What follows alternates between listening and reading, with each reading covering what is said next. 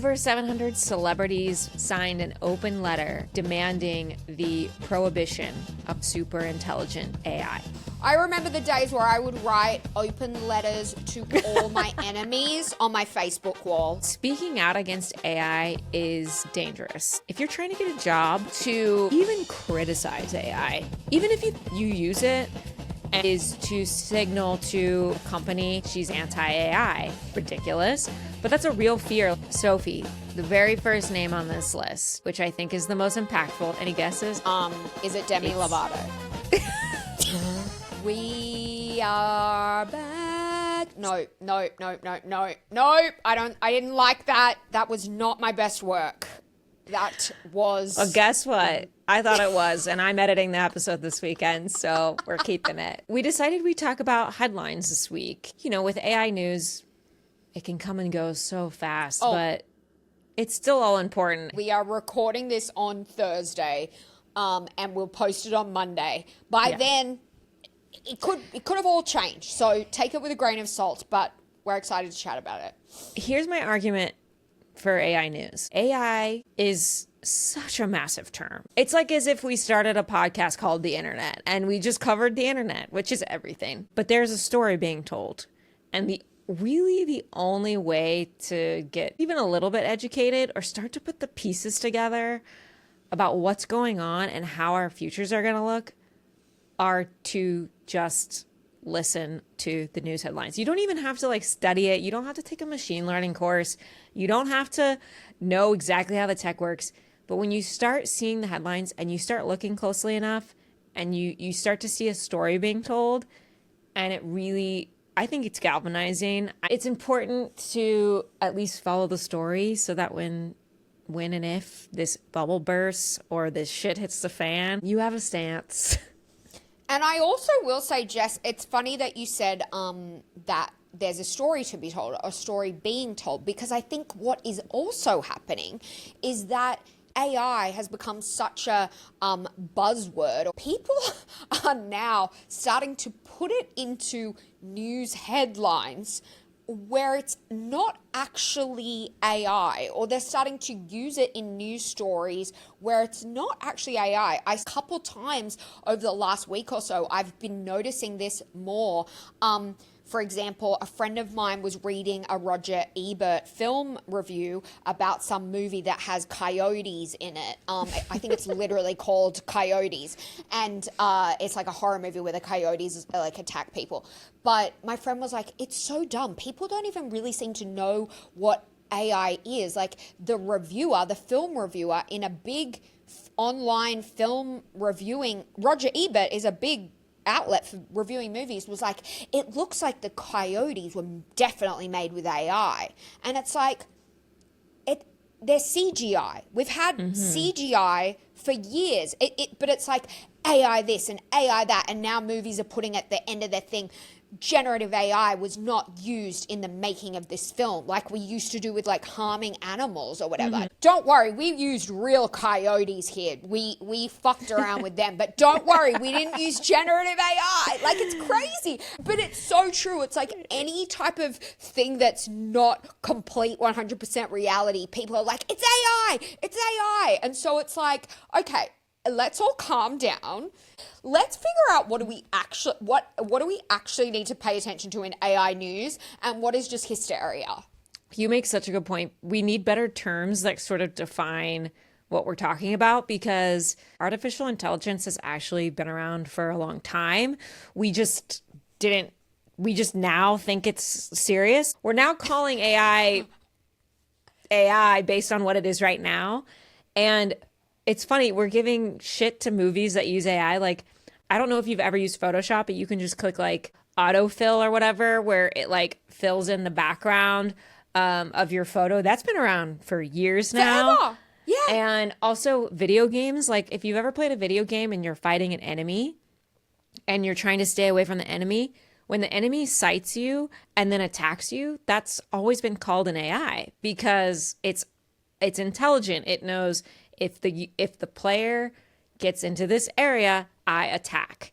That is technically AI. Do you remember Smarter Child on AOL Instant Messenger? I did not. Oh my God. Okay, so if you were like an AOL girly, then you probably talked to Smarter Child, which is an AI that AOL Instant Messenger put out, and you could talk to it and it understood your questions. And this model, this Smarter Child, and it would answer you back. Like, it wasn't as smart as ChatGPT, but like you could have a full conversation with it. And this was around in 2003. So to your point, AI is like, we're really throwing around the term and it's covering everything. We need terms that sort of define. Yeah, because we've been using AI for a while and weren't mad at anybody for it. Hello, do we not all remember the Haley Joel Osment movie, Artificial Intelligence? That's like my favorite. Can we just do a whole episode on that movie? That movie is probably why I started this podcast. As I hold a beer, I'm like, oh my God, that movie. I saw that movie when I was a little girl in my grandparents' house in the back room. I watched it and it changed my life. That movie rocked my world. When Haley Joel Osment wakes up and spends one last day with his mom, loving him before he just... Oh my God. I love that movie. Just to really blow your mind, Haley Joel Osment is now an overweight, middle-aged, balding guy. I'll always love him.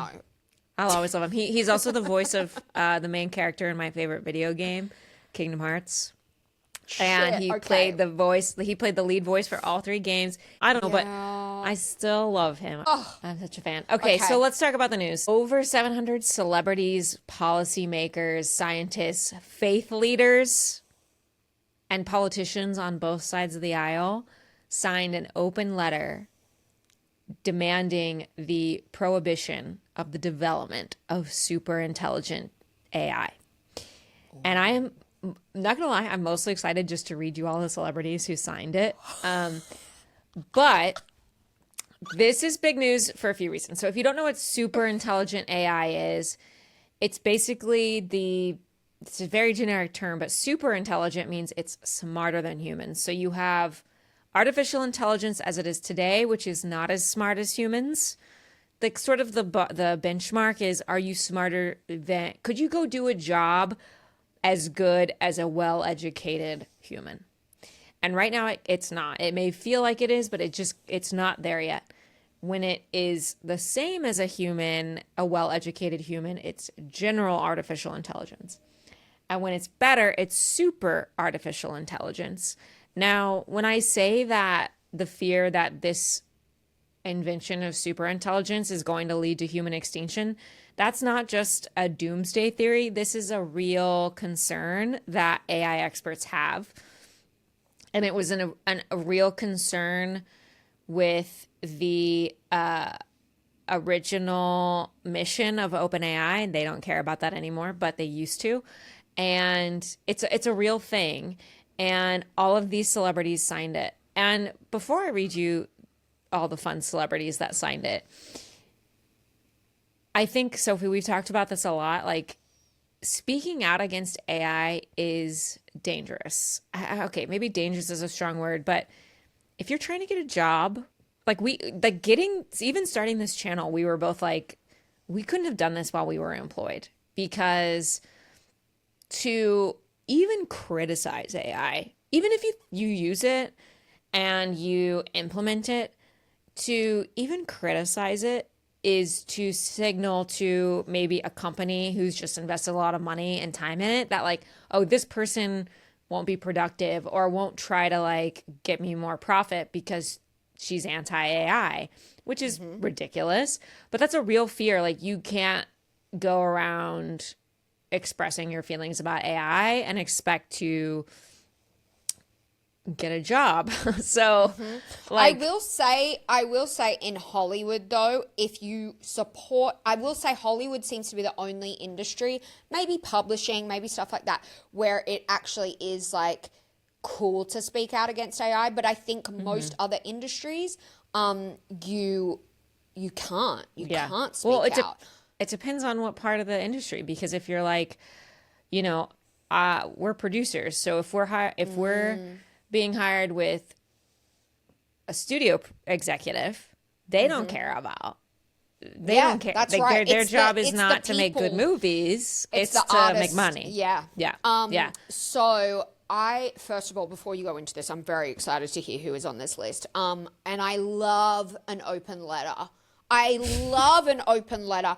Oh, I remember the days where I would write open letters to all my enemies on my Facebook wall. Like, God, those were the days. Every post is an open letter. Every post, it's just like, you know who you are, bitch. Okay, And Sophie, you make a great point, which is an open letter, just like a post on Facebook, is pretty useless. A letter, it's raising awareness, but I'm like, what's the action item here? I want to hear all about it. Do we know who actually wrote it? I'm always curious with these big group open letters, who starts it? It's an organization called Future of Life. They actually wrote one in 2023, and I guess it fell flat. Oh God, it sounds very biblical. Okay, so who's on the letter? Who's signed Okay, the letter? let me very quickly read it's very short. But I think it's useful. Innovative AI tools may bring unprecedented health and prosperity. However, alongside tools, many leading AI companies have stated the goal of building superintelligence in the coming decade that can significantly outperform all humans on essentially all cognitive tasks. This has raised concerns ranging from human economic obsolescence and disempowerment, losses of freedom, civil liberties, dignity and control, to national security risks, and even potential human extinction. The succinct statement below aims to create common knowledge of the growing number of experts and public figures who oppose a rush to superintelligence. The statement goes, "We call for a prohibition on the development of superintelligence, not lifted before there is broad scientific consensus that it will be done safely and controllably, and strong public buy-in." And I mean, I'm not saying an open letter is useless. I'm just saying there's no real, I don't know, maybe it will raise awareness. Honestly, like we were saying, people aren't even asking questions about AI right now. Nobody's really paying attention. We're kind of letting big tech get away with everything. So it's not all for nothing, but, you know, an open letter isn't legislation. I'll just say that. Yes, that's correct. Okay, so Sophie, the very first name on this list, which I think is the most impactful, that's the why he's on the top of the list. Any guesses? Have you seen the list yet? I have not seen the list. Is it Demi Lovato?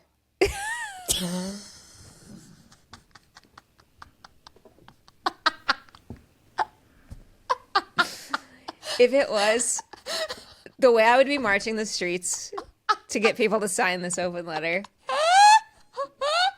We have got to get Demi Lovato on the AI regulation train. We must. Okay. Sorry. Really close. Go You're on. really close. It's Jeffrey Hinton. Our godfather? It's our godfather, Jeffrey. Also called the Godfather of AI. Here's his title: Professor of Computer Science, University of Toronto, Nobel laureate, Turing laureate, world's second most cited scientist. Whoa, I didn't know that. Godfather I didn't know of that AI. either. Yeah. He's great. If you don't know who he is, give him a quick Goog.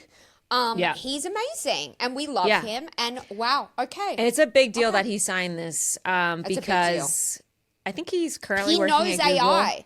Yeah, that's the thing. If Jeffrey's doing it, it's not performative. I feel like a lot of these celebrities do it and it's performative and they don't even really know what they're talking about. Jeffrey knows his shit. If anybody knows, Jeffrey freaking knows. Yeah. And I the thing trust is, Jeffrey completely. he's an old dude, so he's kind of like made his money and he's sort of like, look, I'm just going to tell it like it is. There's a lot of people who are way earlier in their careers that like would not be comfortable talking about this. Because I'd be scared. Yeah. Yeah, there's a lot of people who are scared. Okay, so I will also mention, I have to find him, but an actual employee of OpenAI signed this, which is pretty shocking. And he's still employed there? He hasn't been fired?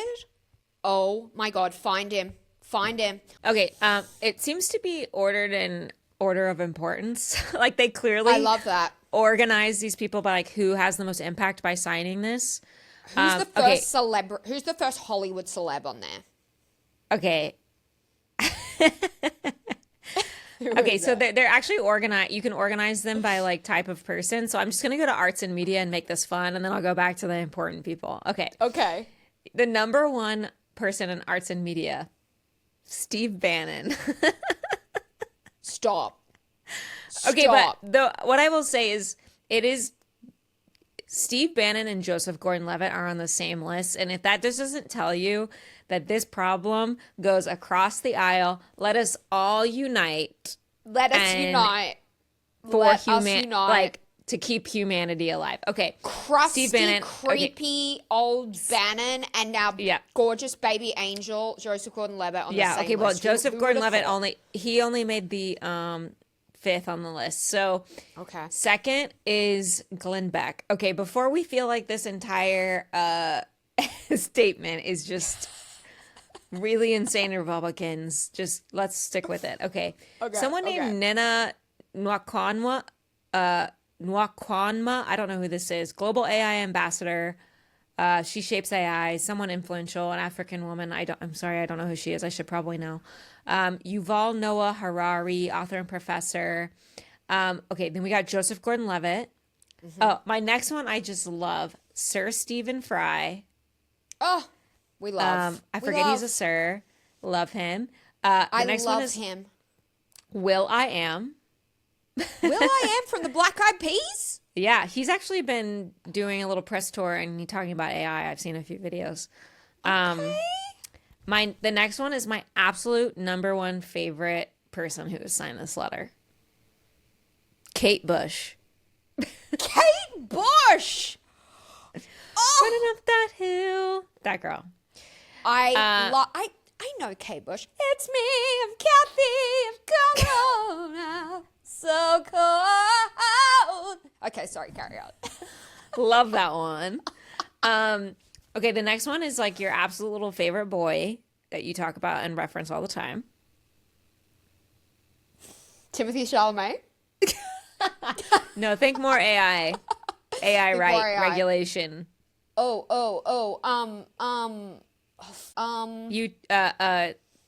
We mention him every podcast. Every podcast? We mention him every podcast? Don't think celebrity, think Tristan! Yeah, Tristan! Oh, Tristan Harris. Okay, he made the arts and he made it in with the celebs. Okay. Good and job, then the last Tristan. one is Grimes. Clearly. Oh, good for her. You know what's really crazy? Well, I think we already talked about this maybe a couple of episodes ago, but Elon was originally like an AI kind of like, hey guys, let's not let this shit get out of control, right? Like he was like, let's keep the lid on the AI. Okay, Sophie, and now he's like, I've been meaning to tell you this, and I'm still not finished with Empire of AI book that is so good, like, and I feel like is earth shattering. But oh my God. Now that I've read more, I sort of realize now the mission of OpenAI was sort of a front in order to publicly endorse it and get people rallied behind it. I don't know that for sure, but it makes a lot of sense considering that they. Does Empire of AI talk about Elon at all? Like, I'm wondering if you're starting to are you starting to like Elon a little more, or you think he's? Well, at first I was like, dude, like Elon really cared about this, and then you get into it and you realize on the front, like they were saying that, but they start to be like, we're just gonna do this for a little while we get set up, and then we'll switch it and reverse bait and switch. A fucking bait and like switch. They knew that there was gonna be a bait and switch. I am not only. Oh my God. Okay, let's keep going. Okay, oh so God. the other one that is a big deal, Prince Harry and Meghan both signed it. Good for them. Yeah. Good for them. Good for them. Steve Wozniak, the co-founder of Apple.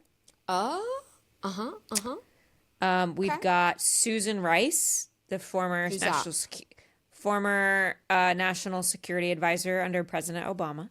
Oh. And then we've got Palio Benanti, he's a Catholic priest and an advisor to the Pope. But anyways, this list is pretty fascinating. But it is nice though to see like some important people rally around this, especially with how much investment and how much money there is to be made about not speaking up about this. And a lot of people who are important are banking on making money on AI, so they wouldn't want to talk about this. So it's important. It sucks that, open letters are just kind of in there, but I hope that there's a lot of congressmen and congresswomen on here. So and that's the other cool thing about it is like it's cool to care about something that goes across the aisle. Like there are not many causes that both sides care about. Oh, and barely. Even when you agree with Marjorie Taylor Greene on a topic, You're which like, what? she's fighting against the damage that data centers are doing to small towns, and I'm like, when I agree with Marjorie Taylor Greene on something, like this shit matters, okay? It matters. Oh my God. And it'll be a true test to see if the people really do have a like this. I'm such like Mike always calls me a conspiracy theorist because the way that I will just like invent a conspiracy. This isn't a conspiracy theory. This is just more me being doomsday. But like, if there is a class war, it'll be over this because a small percentage of the U.S. has a chance to make billions of dollars at the expense of literally the rest of humans. And knowing that they have, like, the thing is, they've already invested this money. They have to make a profit. Like, they have to. And they will stop at nothing. So, Crazy. we're going to really truly see if the people and the public have a stance here because I don't think they want this. And me and you are going to be on the front lines, girl. We are going to be on the front lines. Yeah. Okay, are you ready for the next headline? Please. God, I wake up every day and OpenAI announces a new product. And today, Every damn day. Tuesday, they announced the launch of their browser. It's called Atlas, and it is a major step in the company. Like, it is absolutely deliberately trying to unseat Google. After reading more about OpenAI, like, its sort of reason for existing is to beat Google, is to stop Google from being the first on the scene. So anything that dethrones Google is gotta be on the roadmap for OpenAI.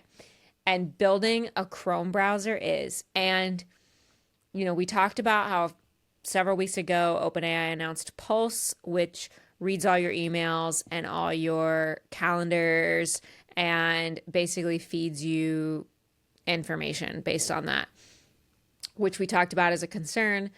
This is a full-blown browser, and I wanted to hate it, Sophie. I really wanted to hate it. I hated it when I heard the news, and then I watched the 20-minute demo with Sam Altman and his, 6 white boys and 1 Indian boy, and it was really good. And I was like, crap. I just want someone to beat that fucking little smarmy. I hate Sam Altman so much at this point that I want him to fail at everything. But honestly, if this is good, I'll probably use it. Use it. And Sophie, to your point where you were like, what? It did kind of feel good to be like, okay, finally, thank you, OpenAI, for a product that can help us instead of just Sora 2. Finally. Yeah. Okay. Okay, right. and Sophie, you have a visceral reaction to Sam Altman looking at him, and I've never really had that until I watched this 20-minute video. I need to watch more footage on him because when you read about him, you're like, You learn that he tried to run for California governor. He's been quoted by like Peter Thiel saying, I think it was Peter Thiel, you could drop Sam Altman. This is like a famous quote now. You could drop Sam Altman on a island with a bunch of cannibals and he would be their leader in 2 hours. Something like that. The point I'm trying to make is you hear all this stuff about how he can run a company, he can raise money like nobody's business. He can charm anybody. The whole company was willing to quit for him. But when you see him talk, you're like, wait, this guy? Like, he's so nervous. He looks like he's about to crawl out of his skin in every interview. He's like, yeah, so he's not captivating. No, he's not charming. There's no charisma whatsoever. There is zero charisma. I watched him on the Theo Von podcast, and it was like that. It was almost like watching two opposites. Like Theo Von, obviously, for people who know him, he's sort of like a redneck guy, but he's got a ton of charisma, and his podcast is so successful because he seems so genuine, and he just says what you really believe. And I don't agree with everything Theo Von says. I disagree with his politics, or I don't even know what his politics are anymore. But he is such a genuine person that authentic, you just see him and you're like, he believes exactly what he's saying and he stands for what he believes in. Sam Altman, I just look at him and I'm like, you are the least genuine person I've ever seen in my entire life. Everything coming out of your mouth could be complete and utter bullshit. Because you just seem like you are. That's why I say he seems like a robot. He seems like a fucking robot. Except he had this one little human moment that was so funny to me in this 20-minute video. He's like not reacting at all to anything. His employees are making jokes. And there's a moment, he's clearly thinking about other things during this meeting because he's sitting there and like the guy next to him. The guy next to him, it's his turn to talk and his name's like Ryan or something. And he's like, okay, next. And Sam Altman goes... Oh my God. He's always plotting. He's always plotting.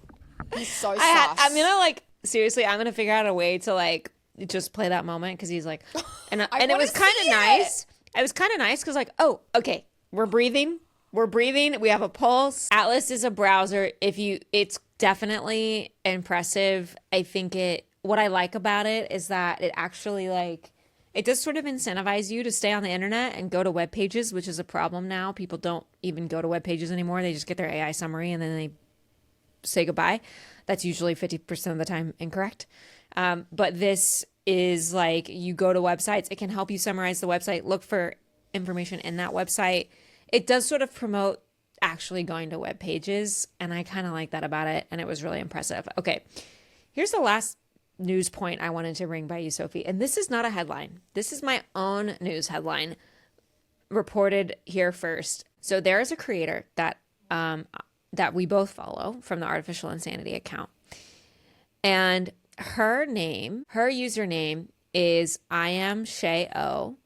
And her name is Shay O.Omaniho. We've probably seen her. She is this like incredibly like fire black woman who is a PhD candidate at Harvard. And she's always talking about how to sort of use critical thinking with AI, how not to let AI take away your critical thinking. And she also she had a viral TikTok about how humanities will survive. And that's her thesis topic, I think, is how the humanities like writing and what else is there besides writing? English, writing, all of that.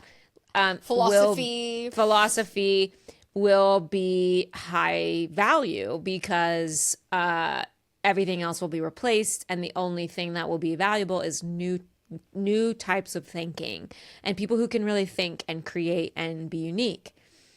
And it's a really strong argument. And she's awesome. She is not anti-tech. She is pro-tech.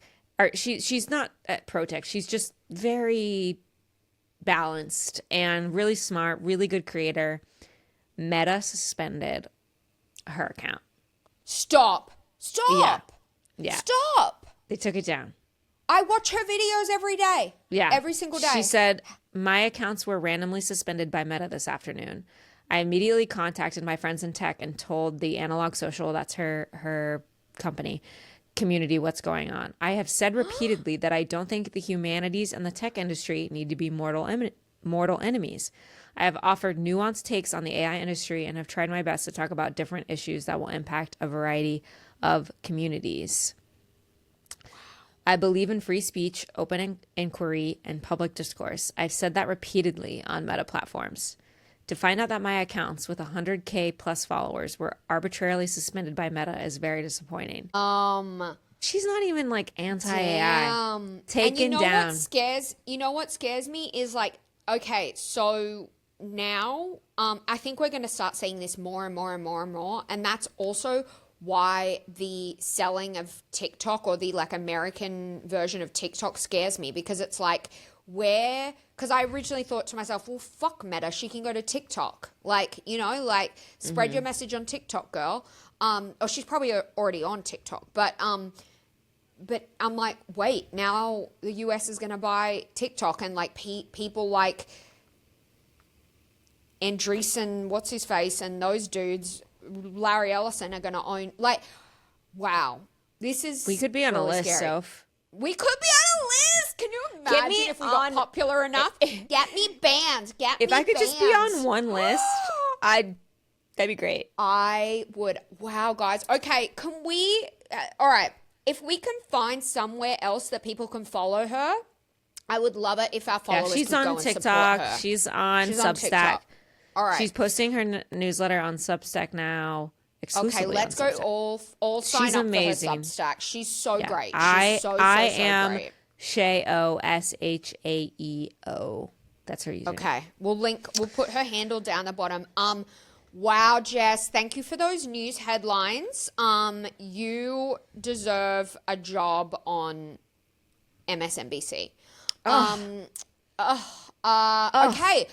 We now, ladies and gentlemen, pivoting away from headlines, we have a special guest about to enter the chat. Everybody buckle up. We'll bring him in, and you guys are going to love him. We found him on TikTok, and we can't wait for you to meet him.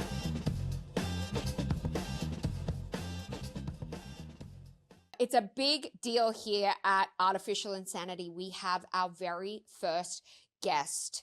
Joe Tustin quit his job, rode a motorcycle 18,000 miles to the end of South America. Wow, I'm literally just cold reading this. I didn't even know that about you. And came back to discover he's most passionate about one thing: teaching. He's a sales engineer turned AI educator with a mission to make AI accessible to everyone. We discovered him on TikTok. He is building quite the community over there. People love him. And he's grown quite the following in a pretty short time span. So if you also want to follow him, you can find him at Joe, Joe Tustin, Tustin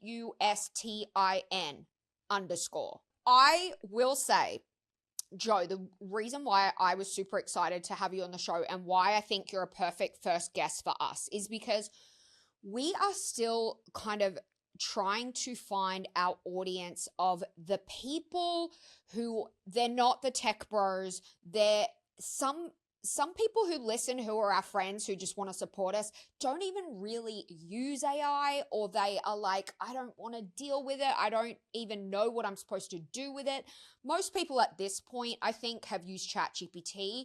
But other than that, I think everyone is either in the camp of, I think this is maybe going to go away and the bubble will burst and it will disappear. And so I'm just going to try to avoid it until we get to the point that it disappears, or they are just like feel like it could take over, but they're like, I just don't have time to deal with this. Joe, why were you compelled to start teaching AI, especially to prop up a sign at a coffee shop? What compelled you to want to teach it? Sure. I think that I was just curious. I mean, like, as you spend a lot of time on the internet, and I spent the last 2 years building by myself of just like learning, self-taught. Went back to school for machine learning, learned and really saw the possibilities of what could be, based on like being able to connect a lot of different data sources, and especially AI. Wanted to learn how it worked, so I really went really deep in understanding the math inside of it, but as well as understanding how it can be applied. And one, I want to see like, am I alone? Like, does anyone else care about this? Because I don't have many people that I can really go and like riff on things that are that we have a good conversation or I can figure things out.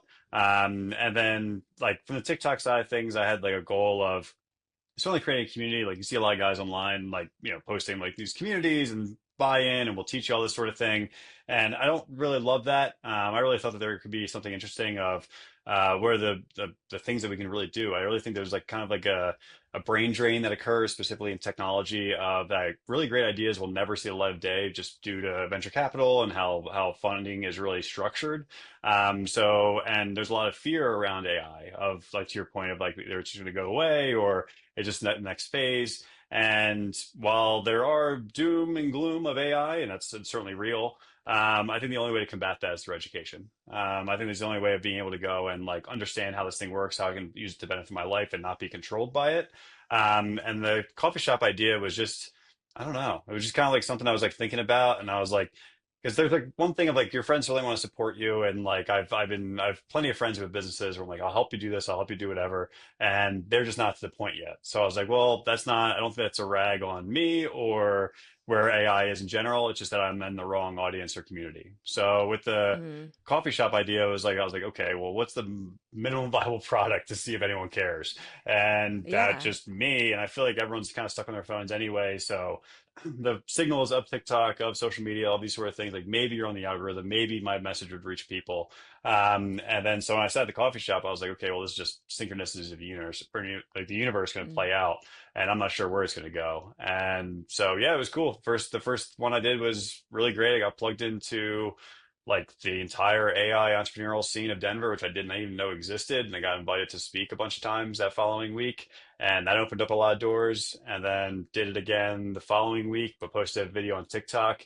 And a lot of people from Denver saw the video. It didn't do great, but the people who saw it came.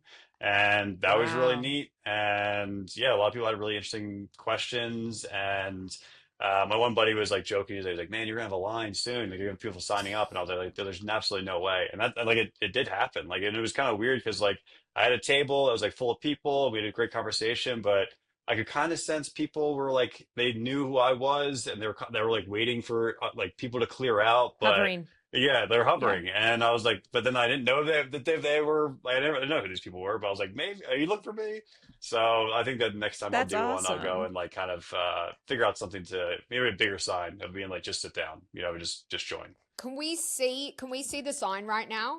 Oh yeah, Yeah. yeah. This is the sign. I don't know for Curious about Curious. AI. Ask me your questions. Hi, I'm Joe. I love teaching people about AI and I'm curious about your questions. I love this and I think it's kind of revolutionary in multiple ways because yeah, like I think a lot of people are scared about AI. The fact that you're in a coffee shop, like the most generic place ever, you're going to get all types of people. But I will also say the fact that you're, like Jess said, we're like, oh yeah, we're building community. Like I never leave my house. Am I yeah. really building community? But like, I think there's also something beautiful in the fact that like you're taking this like technology thing and bringing it into the real world where people have almost forgotten how to interact in person because we're all like so terminally online um to be able to like go out and just like talk to some people that you would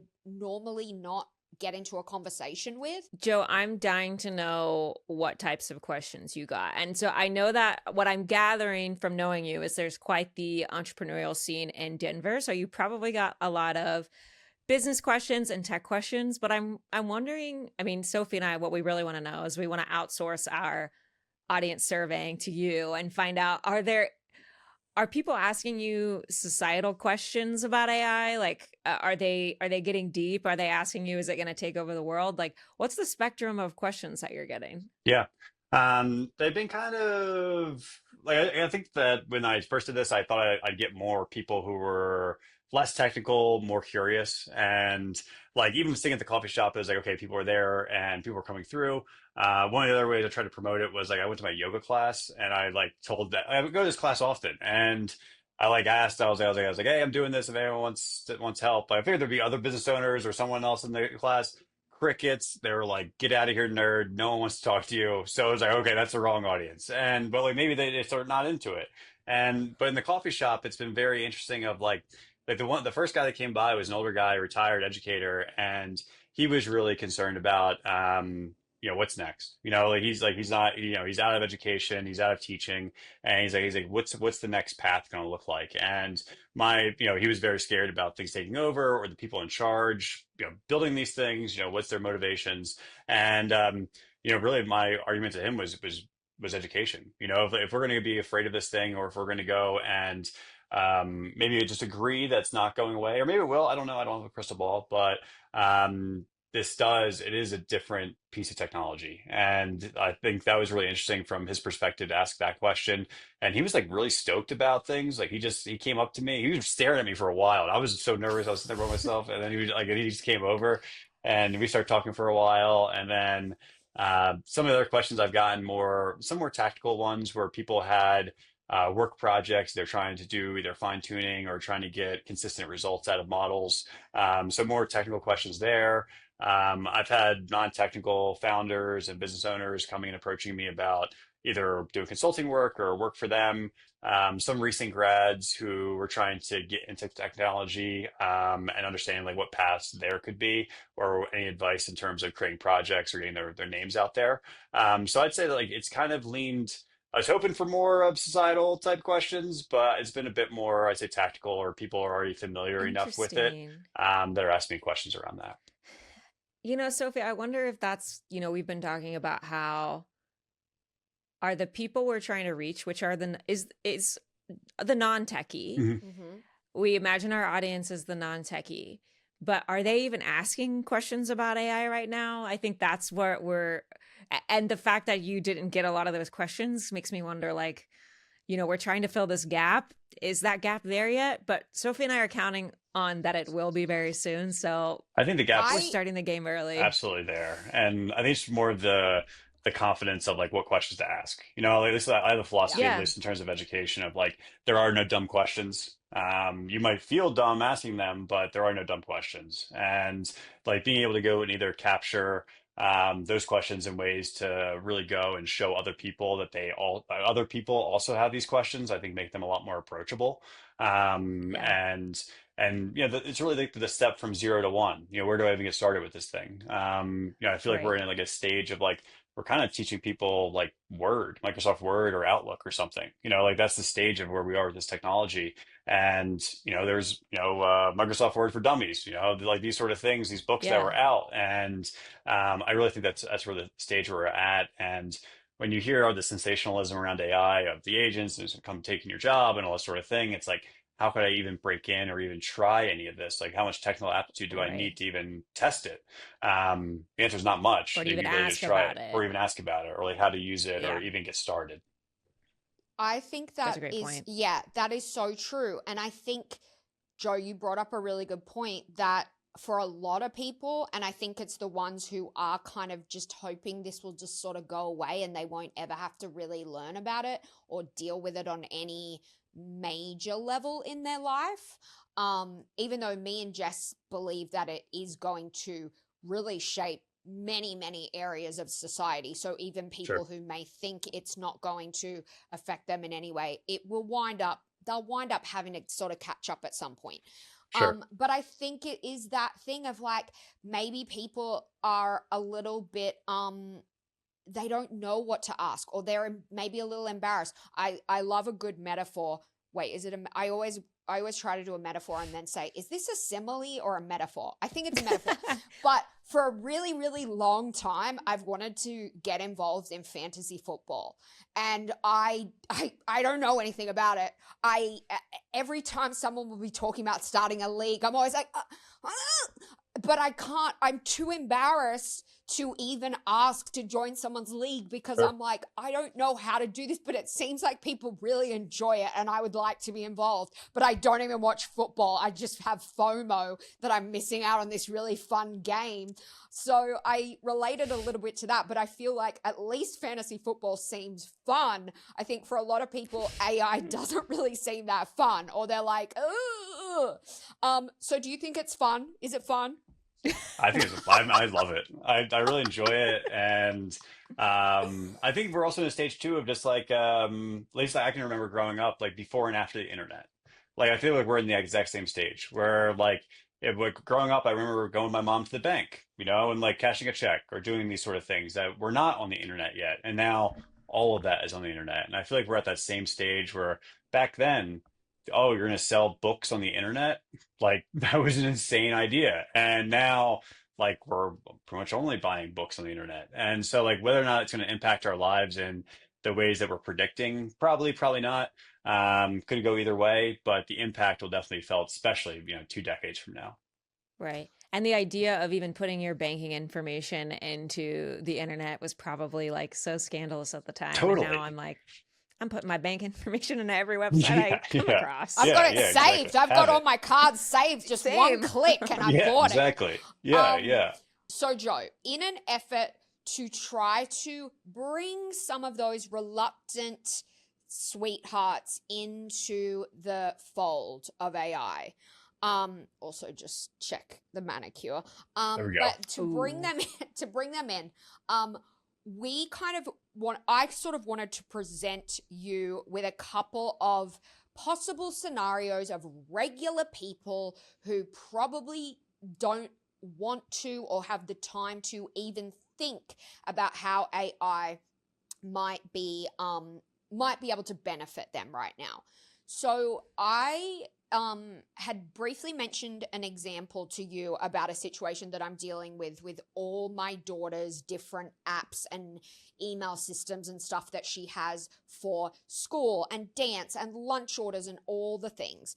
And you did some looking into it, and so I kind of want to talk about that and how successful it was. And I think even if you had mentioned before we started recording, like, I looked into this, there might not be a ton that could be done right now, but I would like to hear from you after we chat about this, that if right now this isn't going to be life-changing for the average person, how could they dabble in order to prepare for what is to come? Because I think across the board, we all can agree on the fact that, well, not regular people who want it to go away, but people who know about it are like, this is only going to get better in terms of how smart it is, what it can do. So for the listeners at home, this was the situation that I presented to Joe. And I almost ran into a complete disaster this morning because of this situation. I'll tell you what happened. I have minimum five apps that I need to keep track of what my daughter is doing. There are 3 apps for the school. One of them is for ordering lunches. One of them is for paying. Oh, that one also you pay for field trips and you sign permission slips for the field trips. Then there's another app that you have conversations with the kindergarten teacher, and all the other parents in the kindergarten class are in that app. So it's almost like a massive group chat of very highly strung people. Then we have two different groups in one app for her dance troops. There is cheerleading and there is musical theater. My issue is I am getting push notifications multiple times a day from all these different apps, and I don't read them. I don't have time. And what happened this morning was I was getting my daughter ready for school. Fridays are usually sport day, so she wears her sports uniform. We're about to walk out the door, and my sister calls me. My sister's kid also goes to the same school. My sister said, oh, Goldie, that's my daughter. She said, Goldie's singing at the assembly this afternoon, right? And I was like, yeah, she is. and her whole class is doing a song. And my sister said, "Oh, great, what's she wearing?" And I was like, "What do you mean, what's she wearing? It's sport day. She's wearing a sport uniform." My sister was like, "Oh, no, you dress up for that performance." And I was like, "What?" So I look through all the apps. I'm trying to find, there's another app which is just messages from the school, not for the whole school, not just kindergarten. So I'm scrolling through that. I'm scrolling through the one with the kindergarten messages. And then I find buried under all these parents talking about just, I don't even know what. There's a message from the kindergarten teacher like 2 weeks ago saying, yes, you can wear whatever you want. So I get my kid dressed in just a regular t-shirt and shorts. And then I go back to double check the message again because I was scrambling to read it. And I see, oh no, wait, they're supposed to dress like superstars. So then we take off the shirt and the shorts and we go into the closet and we're like, what is a superstar? I don't even know what that means. I get out a sequin jacket. I put on the sequin jacket. It's too hot. She's too warm. I get out a sequin dress. We put on the sequin dress. She's still wearing her sneakers for sport. And we run out the door and we're almost late for school. So long story long, I almost fucked up so bad this morning. My daughter would have been so upset if she had gotten to school and was in her sport uniform, especially because my daughter loves to get glamorous. She's like 5 going on 15. If there is a chance to wear sequins to school and she missed out on that, I would never, ever, ever be forgiven. So that is my case study, Joe. I kind of told you about all the apps, told you about my issue. I know you said there wasn't a ton that we could do right now, but I want to hand it over to you and you can let me know your thoughts and what you would maybe hope for a single mum like me in the future. And I only have one kid. There's single mums out there or just regular mums with husbands who have a bunch of kids and then probably 15 apps instead of 5 apps. Anyways, enough about me. Let's throw it to you. Well, one, I'm sorry to hear about that. It sounds like a bummer. I've not experienced that, and that sounds terrible. As I was certainly as I was listening, but as well as some of the stuff you told me about this before. One, you're not alone in this problem. So you and every other parent has this problem. But as well as I imagine on the other side, the educators and the administrators have the same exact problem. They have 7 different apps. They're trying to go push notifications out and all this sort of idea. Technically speaking, what you're describing, one app that consolidates everything, absolutely, absolutely, absolutely possible. It's just database. It's just a database. The issue that we got into, or at least in my research, is that each of these apps is owned by a different company, and their value is not sharing data. So their value is the platform. So could I argue? So like then I was like, okay, well then how could I go and aggregate all the different apps together? And the like generally what happens if like an application and a platform have something called what's called an API, which is how the front end, what you see on your iPhone, communicates to the back end. So whether that be the banking service, the kids' lunches, whatever it is, there's some sort of hey, I want to do something on your app. Cool, I'll let you do that on your app. Return, and then that's how this goes. So that connection is happening for every single app, and then none of them talk to each other. So first problem, okay, how can we go and consolidate this? There are ways, and as well as these companies that own these apps do not provide public endpoints to be able to consolidate this information. And this is an intentional design decision. So if there was an API endpoint, which I was hoping for, yes, we could have vibe coded an app for this in 20 minutes and connected everything. And I want to pause for 1 second because I know most of our listeners are probably like, what is vibe coding? Sure. And when we're done with this, we want to go back and ask you if you could give a Sure. brief explanation about vibe Sure. coding. Yeah. And Joe, can you clarify when you say that it's a design choice, is it because they're educational app or like communication apps that they want to put forward a like secure data front and don't want people to feel like their kids' data is getting sent out or anything like that? Like, is that why they're not making it so it can be integrated with other apps? I would say that's probably the marketing talk. Is there a way to securely share data? 100%. This is a problem that has been solved. Banking, financial, health.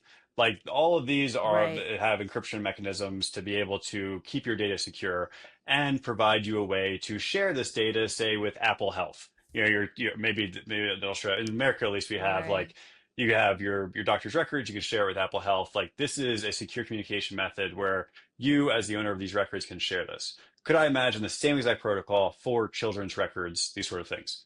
Yes. Have I looked into this in much depth from like a bill perspective and political side of things? No. But from a technical perspective, yes. The reason why you'd want to have all of your data secure in your own platform is the revenue. Your data is the most popular and powerful piece of your platform. The AI, the UI, the back end, all this technology infrastructure, pretty easy to build. The value of it is you using it, you coming back to the app every single time, them being able to go to their investors saying, we have N number of users, we're growing this much per year, per month, whatever this is, we're in this many more schools. So from a technical perspective, this is not, and I'm not saying there should be a consolidation or monopoly of these applications or anything along those lines, but maybe that's probably a better solution. But someone had the lunch app, someone had this app, someone had this app, and now they've sold these solutions to the schools. And now you, as the parent, are dealing with this, and as well as the educators and the administrators are dealing with this as well. So are there hack things that we could do to pretend that there's an application that's pretending to be your phone so it can communicate to these backend services? Yes, we could hack things, we could figure things out. A little more technical, a little more things that we'd have to sort out. But absolutely all of that's possible. My argument might be like, you're trying to create community, you're trying to do this, get all the moms together. Go talk to the CEO. Go yell at them. Be like, yo, all this AI Oh, stuff, like, make my life easier. And then whoever can make your life easier wins. And then you port all their data to them and you tell them these are the features that we want. That's how I would fight. interesting. Yeah, I feel like Okay. I never in my mind think like I'll reach out to the CEO, but like as we've been in the tech conversation more, I'm hearing just like so many stories of people like, yeah, I just reached Yeah, out to the CEO on Discord and was like, give me this feature. And then they're like, yeah. okay, like you can really actually make a change that way. Always in the past, it seemed so out of reach to be like, oh yeah, I'm just going to call up a tech CEO and be like, hey, I'm a mom who can't keep track of all this stuff. Can you help me out? And I feel like Hmm. with how far, yeah, like now Yeah. it's becoming, yeah. Yeah. Um, And Joe, I think we were talking about this too, which was now because of AI and because of vibe coding, all these niche apps are starting to come online that previously didn't have the resources to Hmm. exist. So if there is like a specific app that just does that one thing, yes, we don't want 1 billion apps, but at the same time, sometimes you don't want to get an app that like is catered to a large audience and it's hard for you to find your one use. Sometimes you want an app that just does the thing. And because so many more people can just create that now, we're going to see a lot more like of our niche problems being solved, which is Yeah, cool. I think it's great, especially from being able to have like small community apps to do whatever.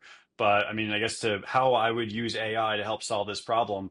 I mean, if you aggregate it next time you're at one of these events, what other moms are also feeling this way? If you recorded all of that in some sort of spreadsheet and then put on an AI, hey, I want to make a business proposal for this company or all these companies, and then be able to quantify how many people as this is impacting with the time savings and waste and loss and all these sort of things, and actually showed a united front of this. And then you went to LinkedIn and found the product managers as well as like the CPOs, COOs, CEOs of these tech companies, which you could use AI to find those people and then just spam it. Like if you created like a whole like vibe, like not even like a whole mom's mad about apps trend on TikTok and you just tag these companies and like just went nuts with it, I like something will happen. I don't know what will happen. Something will happen, and maybe it's like they go and I Sophie, like we have to share try something. Okay, this. I am going to the Superstar Assembly concert this afternoon. As soon as Pass we're out done Yeah, flyers. get recording, yourself a I'm sign. gonna Get start yourself a a sign. Are you mad movement. about I'm the gonna. apps? You should Yeah, you should yeah, storm the yeah. stage and you should Yes. storm the stage and get Oh on the my mic. God. These moms already Um, think I'm just the random woman who came in from Los Angeles in term 3 of the school year. They're going to be like, that woman from LA. This is suburban Australia. But I will start the movement. Yeah, you'll definitely learn something. Okay, You'll learn something. You'll find something, right? and I might be completely wrong too. There might be a real technical limitation of this that I do not see, and that's absolutely possible. Yeah. But you guys Well, being able to like create a unified front, like this is a real problem for all of us.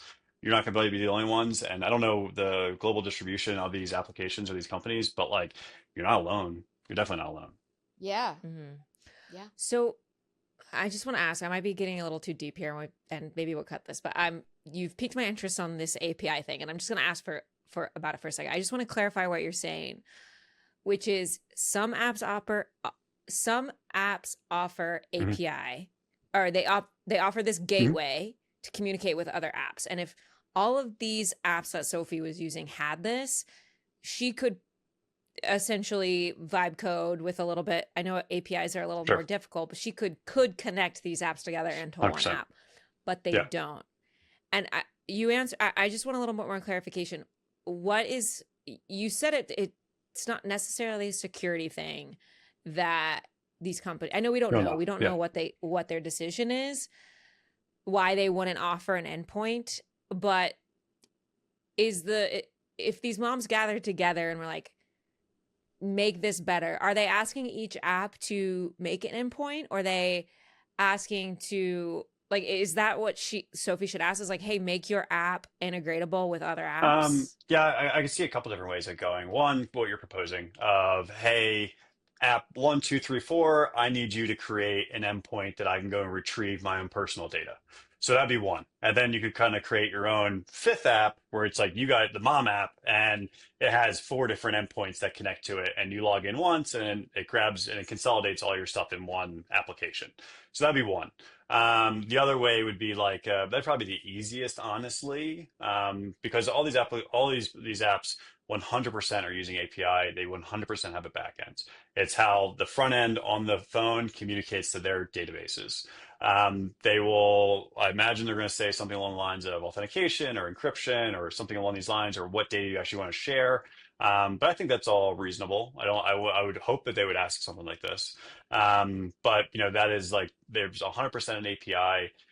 The consolidation effort after it, you know, that would be a little bit new, their new app, or if they were slick, just build it into their own platform and then just make a link me to the lunch one, link me to the field trip one, link me to this, like, and they just build that in their own app. You'll see a lot of things like I got like not sued, but banned from like all like Lyft and Lime and Bird and all those because I created an app when they first came out of trying to find all the scooters and putting them on one app because I was tired of going through all 3 or 4 different apps. So I reverse engineered how the requests were going to their back end and was able to pull everything in at once. And then it did pretty well, You're but yeah, but criminal. the issue was I was using my own credentials. And then it did well in like Denver and New York, and then they looked at the logs and they were like, how is Joe logged in and looking for like 700 scooters a minute in Denver and New York? Yeah, 24/7. immediately. And then Yeah. they were like, yeah, you're gone. And so they torched me. But like that happens a lot. Yeah, Whoa. that honestly I take it as a Wow. badge of honor. That would be That's so awesome. Yeah. helpful. Like, I think I'm curious. I might be getting too in the weeds of this, and I know we're kind of running out of time, so maybe we will need to cut this. But I'm curious about um two things, two of this same idea in two completely different directions. So, Jess, I know a couple weeks ago you were talking about how OpenAI was trying to, I can't even remember the name of was it Pulse? Mhm. Was that it? Mm-hmm. Where it Mm-hmm. pulls in all the data from different things and then it can deliver it to you as one, Yep. here's your day and everything you need to do today. So I know Jess, you were kind of freaked out about that because of like the data risks of having all of your data in one spot.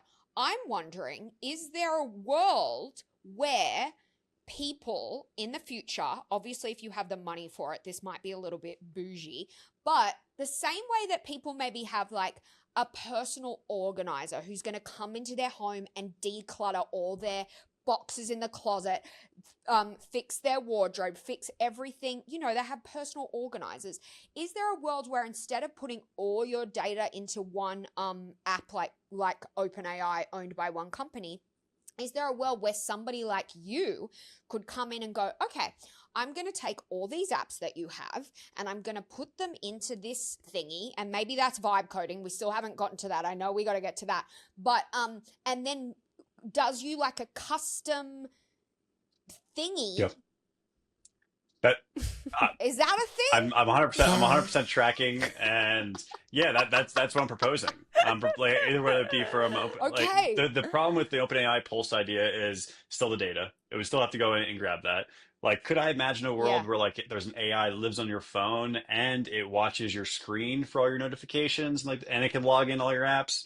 That will probably happen eventually, where like you have like Siri just views all of your notifications, makes you a summary, does this sort of thing. This was important. This was not. Susan was asking about this, about, the field trip. All of that is absolutely possible. I think it'll happen. I think right now, like the connectors are for like Google Calendar, Gmail, this sort of idea, looking at your Yeah. messages, looking at your calendar, that sort of thing. But the same idea applies. Same idea applies.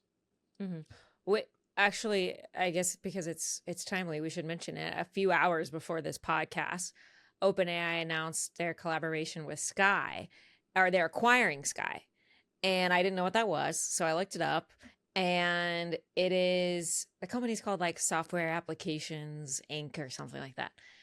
But their software is called Sky, and it's for Mac, and it just watches your screen. So it's exactly what you're saying, Joe. Wow. It's didn't know like it watches your screen, and you can be like texting your friend, and you can chat with Sky and be like, it can text back for you. It can read your chats. I don't know how far it goes. I only just saw this news, but yeah, like what you're saying is like you can just have it watch and take control, Um, which is I crazy. one, I didn't know that, so I just looked it up. But the other thing that, It just like, came out. I don't know, this is gonna, one, I can go longer on time if you guys want to talk about this, but the one thing that I thought actually is very interesting with this one is that, like, now we're getting the idea of like local models. Is that, like, if this is scary, where you have an AI that's watching all your devices and it's connected to OpenAI, is the scariness the AI doing things for you, or is it that someone else has your data? And if it's that someone else has your data, then, like, could you imagine a world where like you have a server or a big computer in your house that's like your family's AI, and all of your accounts are on it? And so this is actually something I've That's been cool. working on, of like, I'm calling it the quantum life mirror, where basically I've created spyware Whoa. for my own devices that I put on, and it watches everything. So it watches all my journals, all my financial data, health data, all my messages, all my, like everything, my goals and location information. And I was able to use it last weekend to make a very important decision, and it looked at all my old journals and the decisions I made in my life, and identified patterns that I do, and like over the course of like 15 years. And I made a different decision than I normally would have. And I believed with my AI and working with it that I was able to break a cycle that I thought I was in. Whoa. Wow. You just kind of Whoa. blown my mind with the term our family Yeah. AI. I know. Like imagine, and that's okay, we got to move on, but I'm ready for the data revolution where we all own our own data and we have our family's data on a machine in our home. It's like, this is our family AI. If you want to license it for your model or your training, you can pay Sure. me. But otherwise, this is my whole entire family in our life, and this helps us make the best decision. Wow. I love that idea. Because I think that is what scares people. I think regular layman people, it's like, we would love more productivity. We would love to make our complicated lives easier. But I think a lot of people are scared about, well, what if your spy thingy, Joe, Mhm. suddenly got hacked Totally. by, I don't know. 100%. I No, don't you're know right. who's gonna, but I think True. like that's kind of where people are freaking out Yeah. about now. But you're also saying there are ways to, like, we have WhatsApp, we have stuff like that where it's like no one can get into that. Oh my God. Anyways, Great. good Lord. Okay. I know we're going long, but I really want to ask you about the second Yeah, go use for it. case, because my friend who went through this would be remiss if Okay. I didn't.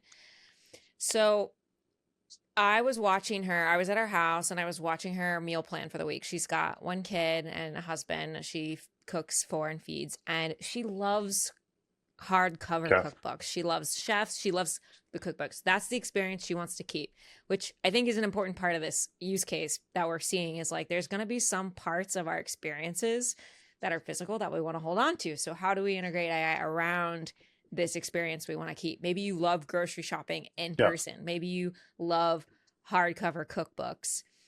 So she loves her hardcover cookbooks, and she every week she gets out like five of them. She literally lays them on her couch and she flips through and figures out like the five meals she's going to cook for dinner for her family. And she takes pictures of Mhm. them. But then she's manually consolidating those ingredients, which you might have like 1/4 Yep. cup chicken stock here, and you might have, 2/3 cup chicken Hmm. stock here. And she's got to do the math to Yeah. figure out how many boxes of chicken stock she's got to buy, right? So I'm wondering, is there a pathway for her where she could potentially, maybe she takes pictures of them, but then she's got one place where it does the math. She's got her grocery list and she knows exactly what she needs to get. And maybe even take it a step further, has a record of what she has in her Sure. pantry and it can do the math there Yep. too.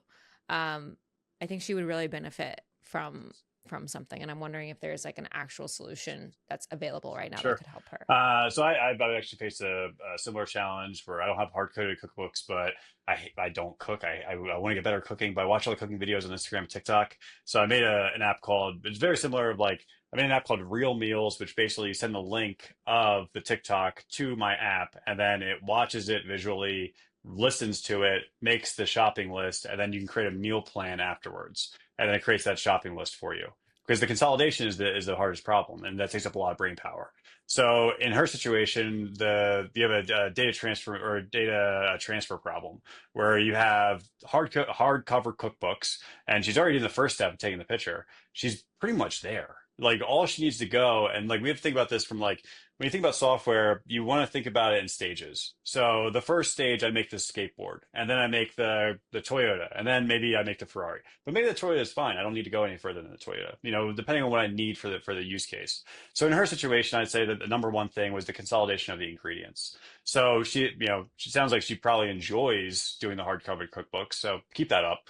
She's already taking the pictures. Perfect. All she needs to do then is either add those images to a ChatGPT conversation or a Claude conversation. Perhaps add in a voice memo, something along these lines of this is what I want to cook, and then tell it one, first step, extract the ingredients, two, make the meal plan shopping list, and separate those two things. Because I imagine that at least the first round, she adds five, perhaps probably more than five images to that first prompt and says, extract the ingredients and create the shopping list at the end, there's a chance to mess that up. But if she did one image at a time or one menu item at a time, extract the insights or extract the ingredients. Did 2 through 5. Okay, cool. ChatGPT, now make one shopping list consolidated across the 5 menu items. And I am quite confident that that would work. Interesting. And how do you feel that ChatGPT, its level of confidence in extracting numbers correctly from images? I'd say image quality is going to be a big one, certainly depending on what phone she has. Lighting of that, absolutely. But a little bit of trial and Mm-hmm. error, a little bit of things of Mm-hmm. there's like I'm more in the camp of let her rip, and like the app I described that I built, like I just wanted to see if it worked, so I blindly trusted it, and it worked. So and like some other people have tried and Wow. like, hey, maybe we got the ingredient here wrong, something like this, but. It also introduces this idea of human in the loop, which is a concept with an AI of before an AI sends something or makes some sort of action in real life, a human should review it. So whether that is an email to a business owner or a customer or some sort of code or a shopping list, the human should review it. And even if it gets 95% of the way, I don't even know how much time savings that would be.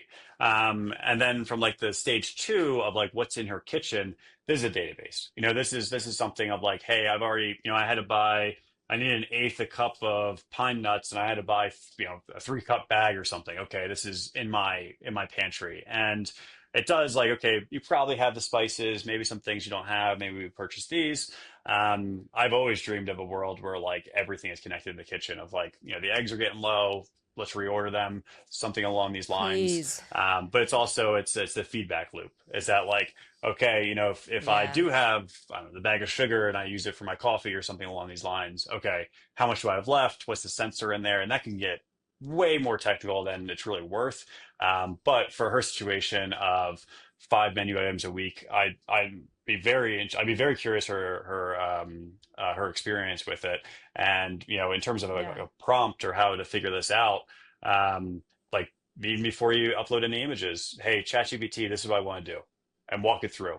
I like doing this. I like looking at the Right. hard coded cookbooks. I'm going to take pictures. What are some tips that you have for me to make sure that we get this as good as possible? And it'll give you tips of how to work with it, and then just try it.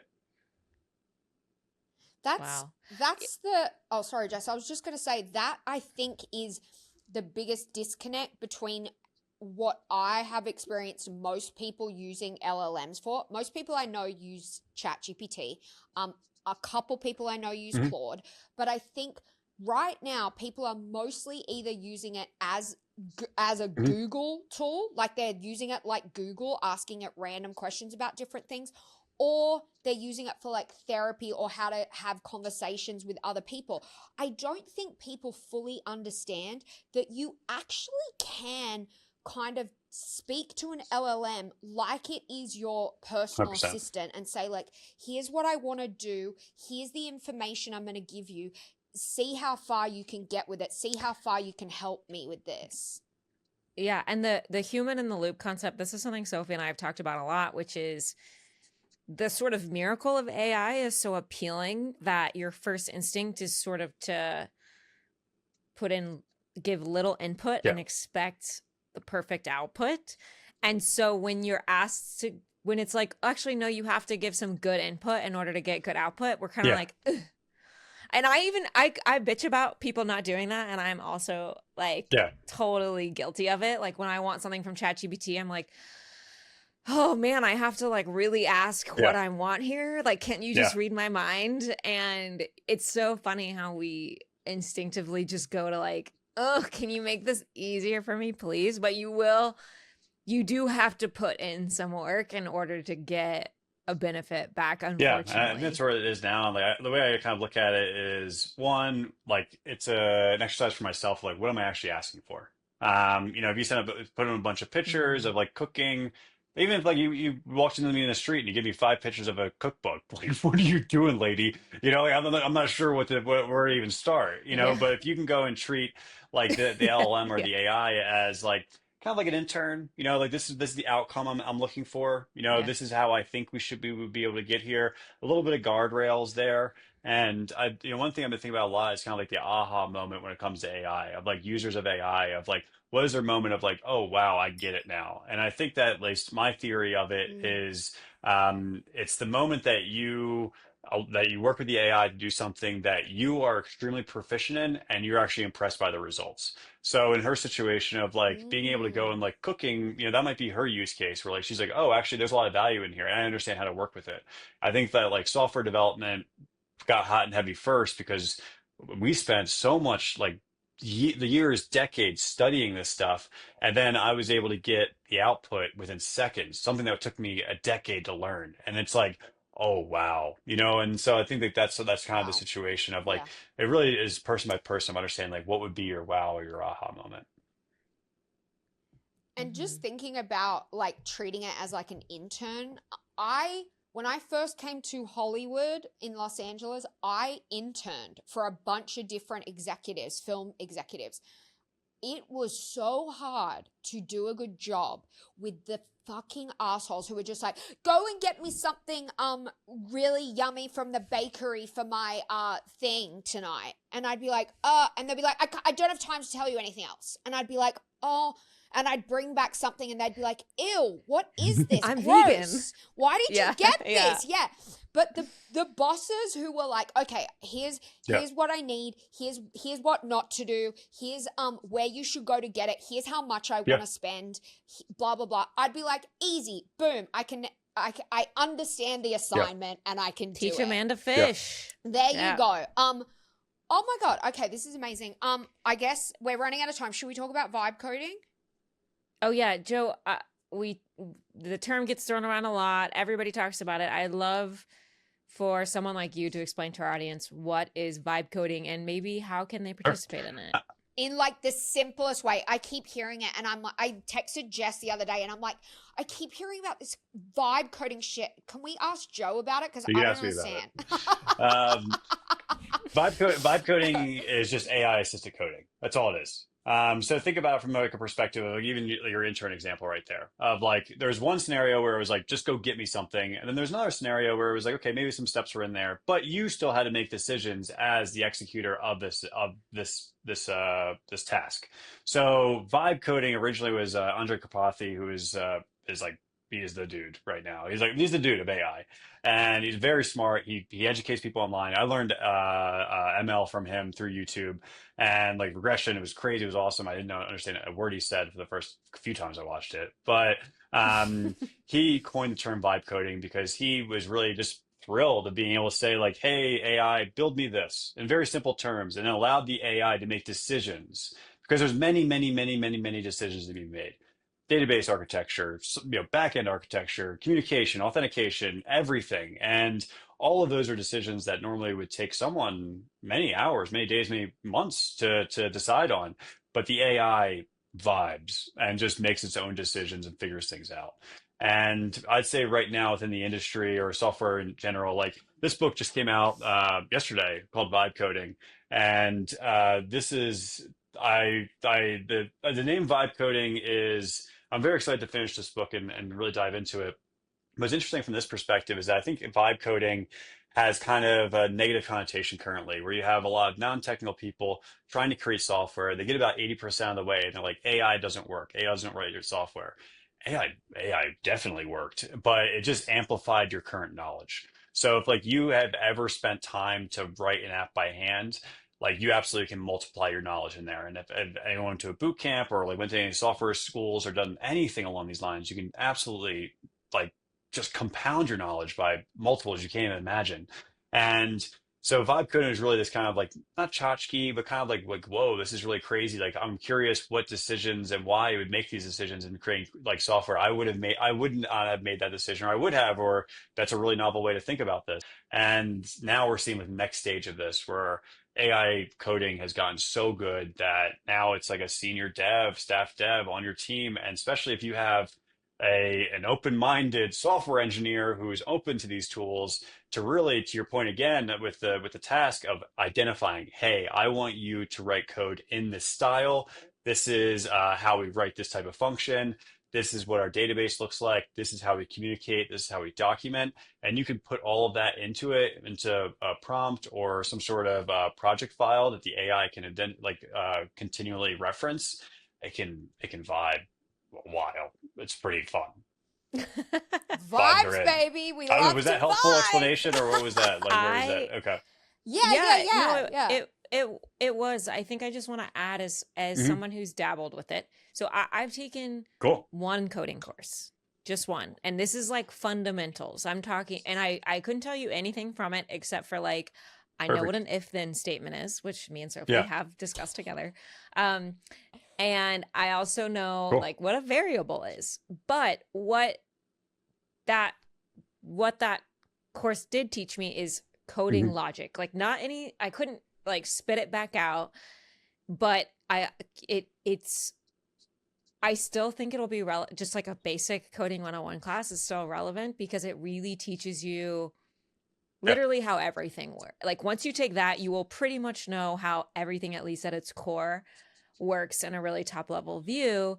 And when you decide to vibe Yeah. code, if you have an idea, you start thinking in that way and you get better results. Now, for someone like me who is limited, I Sure. did hit the wall on vibe coding, which is like, oh, cool. I've actually made this app that works on the when you look at it. But if I ever released it, I would probably be in jail because everybody's data would just be out Sure. and they'll Yep. sent out to the world. And actually, I don't even have any back-end support at all, so I need an engineer to come here and do that because I couldn't even figure out what to do with it. So I did hit my wall, but I had Cool. so much fun. Like you really do, you get like Yeah. this dopamine rush of power where you're like, and it was really cool, but I'm told that if I ever wanted to take it to the next step, that like my code would be trash because the vibe coding code is a mess and it looks good on the outside, but underneath it's like a garbage fire. I don't know if that's true, but I wouldn't be able to tell. Like what is garbage? I mean, like if you actually looked at the code base of 98% of the companies out there, it's garbage. There are just dead zones and there's dead zones in code Okay. bases. There's things that people haven't touched Good in to know. Good years, to areas know. that like no one actually knows how it works. And like this is not anything new. And so like yeah, the curiosity Hmm. of what you did there, very cool. You know, being able to solve a problem, very cool. And like yeah, like what is that? Yeah, it's fun. And like It's what is that fun. next stage? And like I don't know, my argument with things is that like yeah, could things be secure? Like I have this other app called Vibe Scanner that like does a security research on your code base. So like it pulls out How many apps have you made, a Joe? lot of them. There's quite a Jesus, few on there, Joe. and yeah, I build a lot of them. And with vibe coding, I I can love build it. all of them. So that's just all I do. Yeah, Yeah. Wow. that's So Joe, for amazing. people who are just like don't know anything about coding and they're like, I have this app idea. I just want to like prompt something and see what happens. Which one do you recommend? I know there's like Lovable and there's Cursor. I've only used Lovable. Is there one you would recommend for beginners? Love will definitely get your feet wet. I think that like if someone who's never touched code, cursor is going to be way too intimidating. I feel like there's like the delineating line between like the terminal. Like if they run terminal commands or download some sort of new application, okay, it gets a little scary. But Yeah. Lovable, Bolt, V0 from Vercel, that's another great one. I think V0 is probably the one I hear the most traction with like my guys, of like kind of like that's kind of has the most Claude Code stamp of approval, I'd say. But yeah, Lovable Bolt, V0, and they're just like web pages. You know, just web pages where you just log in and you start typing your app idea and you'll start building things. And you can select little areas and say, I want to change Cool. this. But also it's a great exercise in communication of yourself to be able to like, what was my idea? You know, like you have this like there's an issue of like you have the Yeah. idea in your head, you try to communicate it through words or even through typing, and the computer's going to interpret it that way or some other way that you didn't intend. And the same way if you communicate to another human, whether or not that person's listening, whether or not they have any context of what you're talking about, and then they're going to imagine something in their head. So the more direct and more concise you can be with the idea, with really communicate your point across, will only help out with vibe coding. Wow. Well, There you go. Joe, I'm really excited to take everything we learned and for me and Sophie to go to a coffee shop with a sign that says, Are you a mom and you're mad about all your apps? Live stream it. I want to see it. I'll tune in. I'll I tune in. will. Honestly, Yeah, I'm gonna get the Sophie, we mums got to Yeah. start fired another up. channel. You know what? Mom's mad about apps. Mom's Mom's mad mad about it. about It's so apps. sick. Yes, I'm Yeah. doing it, you guys. Guys, I'm Joe's I'm gonna way in. invest. I, Yeah. I Love just it. love chaos. Yeah, if some guys cursing my name because I exposed about the data layer of their apps, I'm in. I'm way in. I love it. Yeah, I kind of wanted to ask you, Joe, if you could, if let's say one of those people from your yoga class where you asked if anyone wants to know about AI and everyone was like, "How dare you? This is a sacred space." If let's say after class one of them had come up to you and been like, "Yeah, dude, actually, like I'm scared. I don't really know what to do. Where do I start?" Do you have a small accessible little piece of advice of like where somebody who has no idea where could I they mean, start? I would say that follow your curiosity. You know, if you have this fear, then that means that you're feeling that for some reason. You know, there's something that could be more interesting on the other side of that fear. And I think it's the curiosity. And you know, you whatever name you've heard from an AI side of things, whether it be Gemini or ChatGPT or whatever, just try. And you know, like give it longer than 5 minutes, and don't you know, and just go with the perspective that it's not Google, and this is a new tool, and perhaps not necessarily lower your expectations of all the sensationalism that happens in the media of around AI, but what is a problem that you have? And if it is cooking and this is something like even like vibe cooking, like if you want to go in and do it this way, cool. If you want to go and summarize a document or whatever you have, like just give it a shot. And like whatever problem you've been pushing off, or on your checklist that you haven't really dealt with, give it to ChatGPT. So the worst that happens is you never go back to it. You come back within 6 months. So it's like there is no loss here, and you don't have to vibe code anything. You don't have to go create any applications. You don't have to create mothers against apps. You just have to go and like just give it a shot and follow the curiosity a bit. And yeah, if you learn, great. And it's not like even if you fall or fail, like what is failing? It's nothing. It's not a big deal. Yeah. Thank you very much for having me. I hope to come back, and I really appreciate the opportunity. And yeah, if anyone has any questions or concerns, let me know. I'm happy to help out because I am curious about what questions people have, and to make it more accessible and a little less scary and shine a little light on it. So whatever I can do to help, I'm happy to. We'll link Joe's social. We'll link Joe's TikTok in the show notes so that everybody can go and Yeah. follow him. And Joe, I hope we You can got have a it. direct line to you in the future and just I'm be a in. You resident can call me in. I'll tech be guy. Yeah, yeah. A resident Denver yoga motorcycle tech guy. hell of a title, but I'm in. Yeah. He's a real Yeah, Classic renaissance. Denver. I'll give you. Yeah, we'll get the bat Yeah. phone going, and you guys can just give me a. I You got it. love it. Thanks, Joe. Thank you. Thanks, Joe. Good seeing you guys.